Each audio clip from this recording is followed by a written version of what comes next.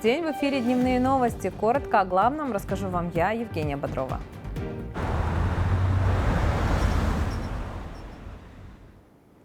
Аммиачно-карбамидный комплекс построят в Казахстане. Это позволит наладить выпуск азотосодержащего удобрения карбамида, применяемого в различных сферах. Об этом договорились на встрече премьер-министр Алихан Смаилов и исполнительный председатель испанской компании «Техникас Реунидас» Хуан Лиадо. Также обсуждается вопрос строительства предприятий по производству полиэтилена.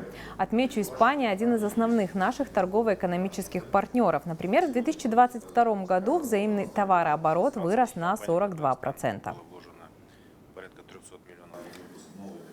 Сенат одобрил поправки в законодательство по внедрению специальной социальной выплаты за вредность. Средства выделят из 4 источников – республиканский бюджет, страховые компании, работодатель и ЕНПФ.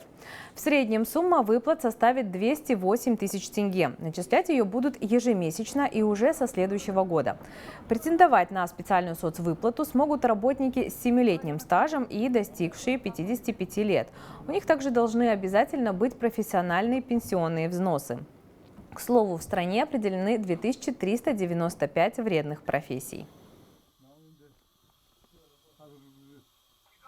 Это по их желанию, если они захотят прекратить работать во вредных условиях и перейти на какой-то другой труд, более легкий труд, они подают заявление в соответствующие кадровые службы у работодателей и пишут заявление соответствующее, и им назначается уже выплата.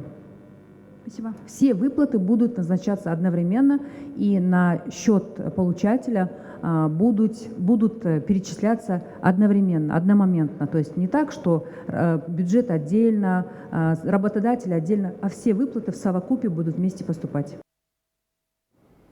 Более 1000 человек эвакуировали с заснеженных трасс в Казахстане за 3 дня. Напомню, из-за непогоды закрывали более 100 участков дорог в 12 регионах страны. Но несмотря на все запреты и предупреждения, люди отправляются в путь.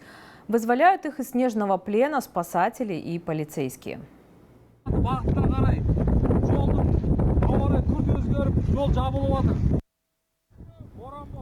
Настоящий буран накрыл юг страны. Непогода бушует в Жамбылской и Алматинской областях.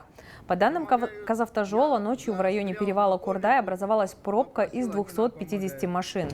Этот водитель большегруза застрял в области Житысу. У него замерзла машина, и он сам спасся благодаря пришедшим на помощь полицейским.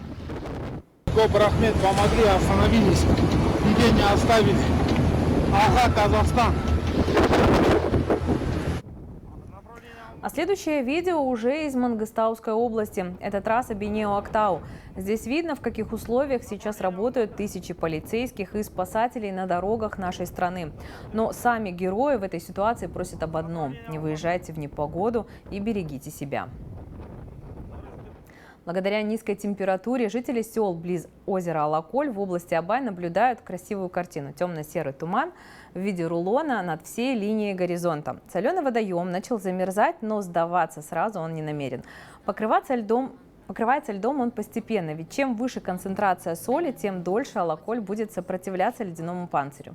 Эту своеобразную борьбу природных сил сняли очевидцы. На кадрах вы видите, как вода медленно, словно играючи, испаряется и поднимается густым туманом. На этом у меня все. Узнать главные события уходящего дня вы сможете в нашем итоговом выпуске новостей в 20:30 с Айгуль Мукей. Не пропустите. Хорошего вам дня!